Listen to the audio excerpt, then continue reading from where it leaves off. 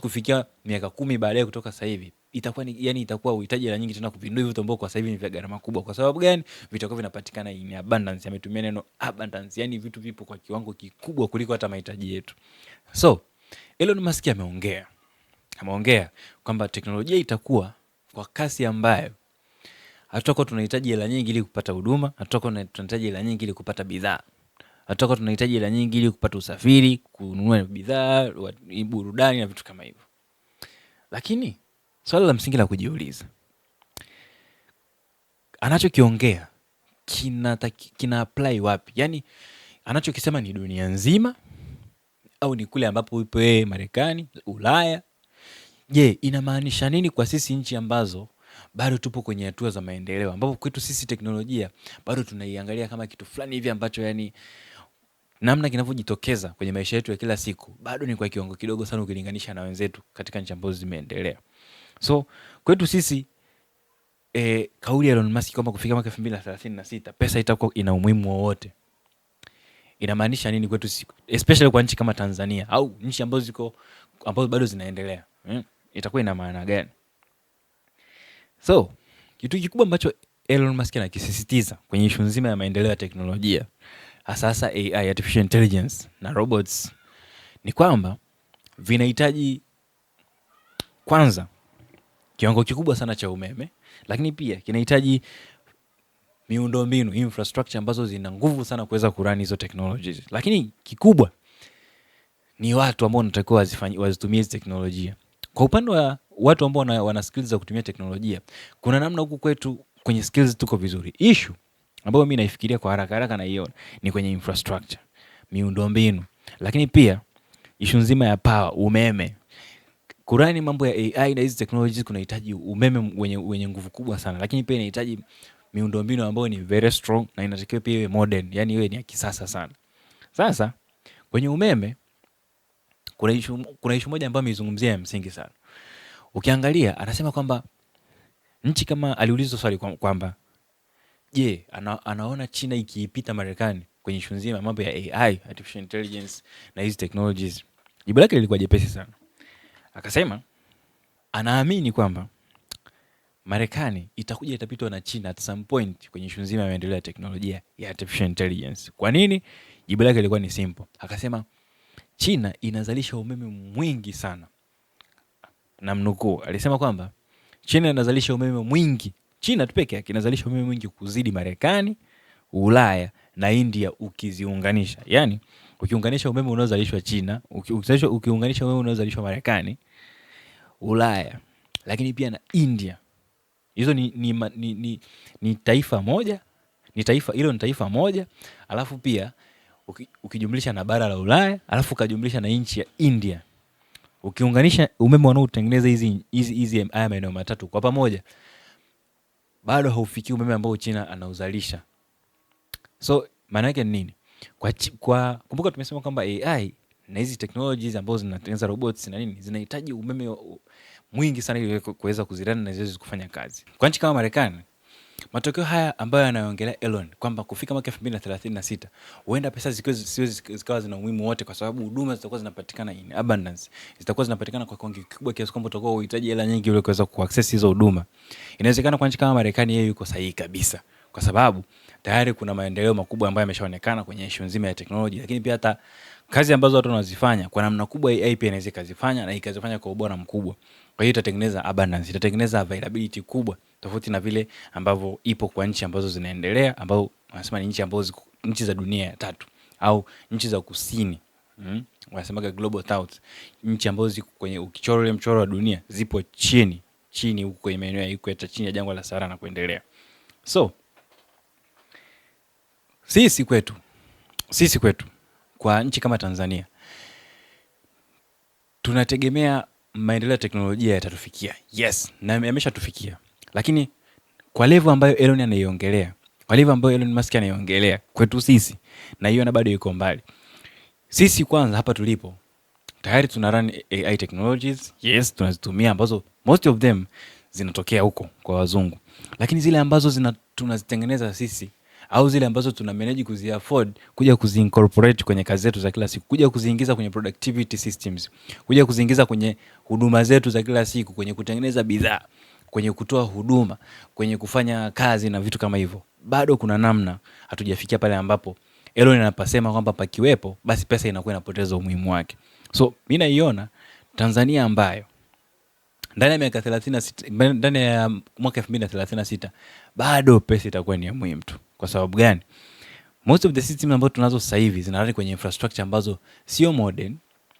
Nguvu ya teknolojia ambayo tuko nayo sasa hivi hatuwezi tukaitumia kujustify uwepo kwamba pesa itakuwa ina umuhimu in the next years. So kwetu sisi ukiangalia shughuli kubwa ambazo tunazifanya sisi, majority watu wengi hapa kwetu Tanzania wanafanya kazi ambazo zinahusisha kilimo, biashara, usafirishaji. Most of them bado teknolojia ambazo tunazo kwenye hii mifumo, hizi activity kubwa ambazo tunazifanya hapa nchini kwetu, kilimo, biashara, usafirishaji, bado hatuna teknolojia ambayo tunaweza kusema ndani ya miaka 10 itakuwa imebadilisha kila kitu na kiasi kwamba pesa itakuwa sio muhimu. Mimi sijaiona hiyo teknolojia. Yes, maendeleo ya teknolojia yapo. Kuna watu wanatengeneza mifumo, watu wanatengeneza systems, watu wanatengeneza infrastructure, lakini technological power, yani ile uwezo ambao tuko nao sisi wa teknolojia, bado uwezo ukolinganisha na nchi kama Marekani, China au huko nchi za Uarabuni na kadhalika.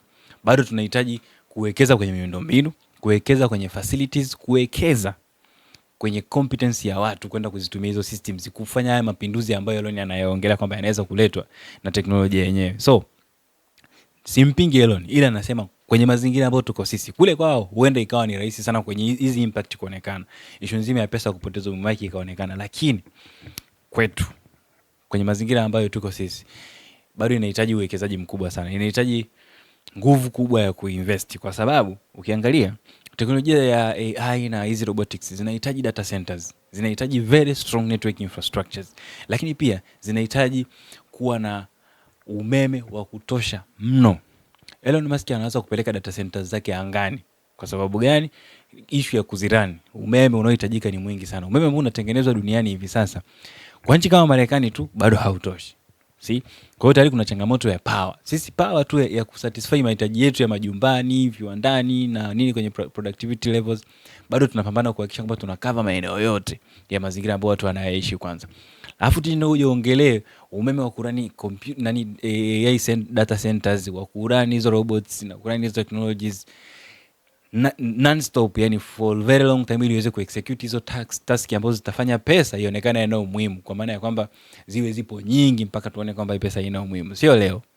Inawezekana, lakini sio leo. Na hata ndani ya miaka 10 bado sioni hiyo kitu kitokea. Kutakuwa na mabadiliko, yes, kutakuwa na mabadiliko kwenye usafirishaji, kwenye fintech, kwenye mambo ya biashara, kwenye kilimo, kwenye nini, kwenye elimu, kwenye kila kitu, lakini kwa level ambayo anaiongelea Elon Musk kwamba pesa haitakuwa ina umuhimu, kwetu sisi bado hatujafikia hiyo level. Na uhakika hata huko kwenye hizo nchi ambazo zimeendelea bado hicho kitu ambacho nikisema kwamba pesa kufika mwaka 2036 itakuwa haina umuhimu, amekuwa very very over ambitious. Sioni hiyo issue ikitokea. Pesa itakuwa ina umuhimu tu, miaka nenda miaka rudi. So what does it mean?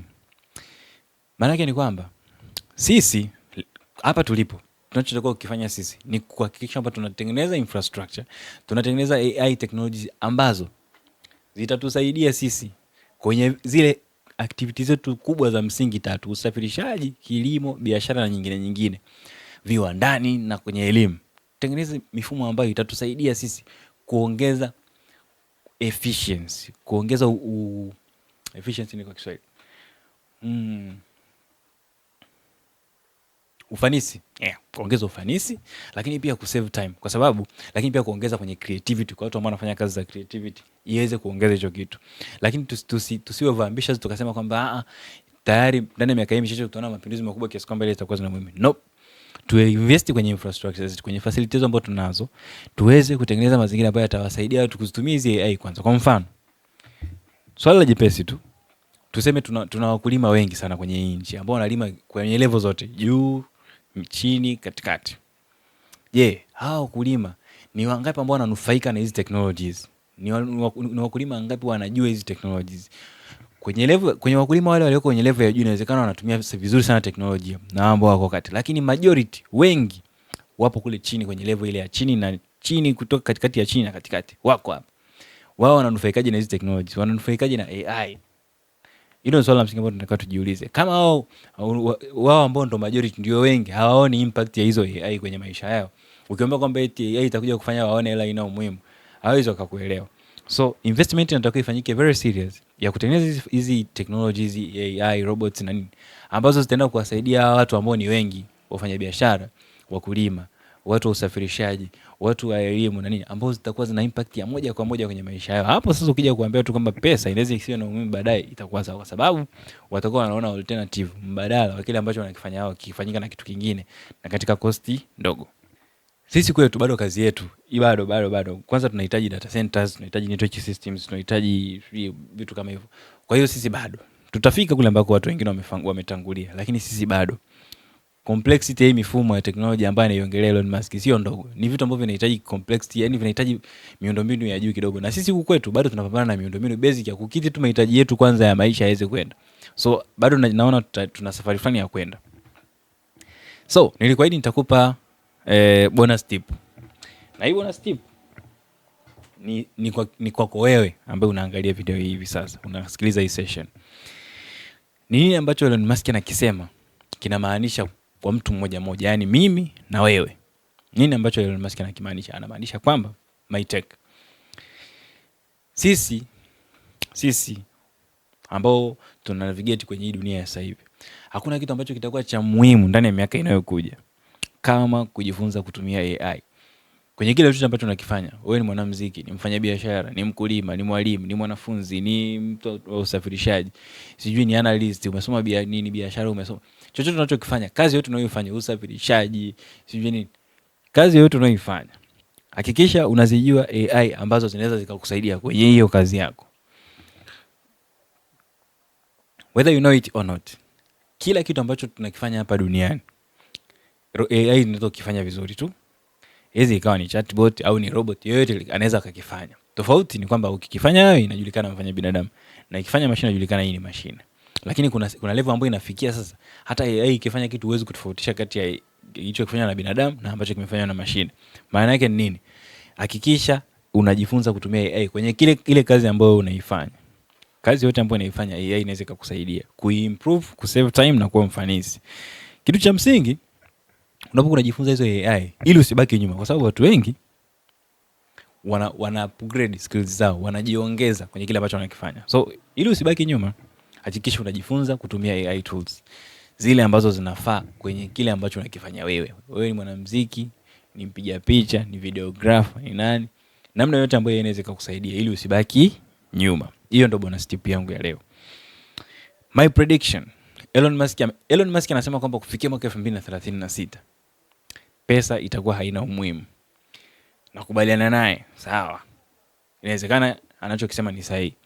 Lakini pia mimi my prediction, pesa itakuwa ina umuhimu ule kufikia mwaka 2036. Upo Marekani, upo China, upo Tanzania, popote pale utakapokuepo, pesa itakuwa ina umuhimu vile kufika mwaka 2036. Sioni umuhimu wa pesa ukipungua kutoka hapa tulipo kuelekea huko mbele. Ndani ya miaka 10 bado itakuwa ina umuhimu ule na tutakuwa tunazihitaji vile. Yes, teknolojia itakuwa imerahisisha huduma, itakuwa imerahisisha kazi, itakuwa imerahisisha kutoa bidhaa, kuzalisha bidhaa na vitu kama hivyo.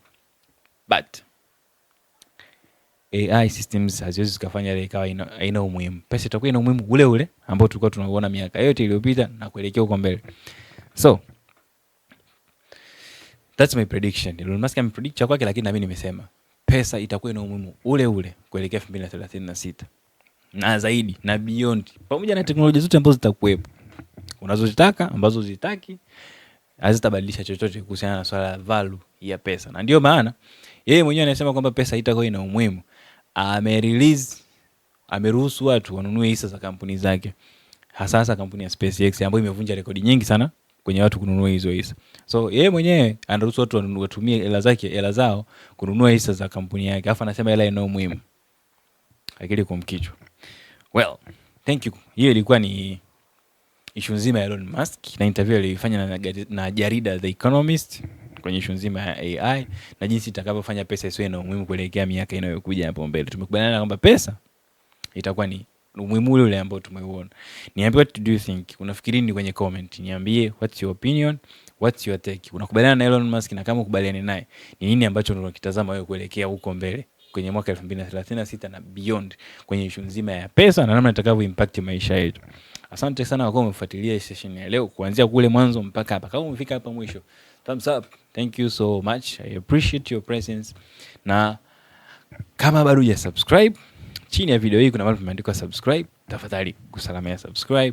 Pale mbele kuna alama ya like, kuna comment.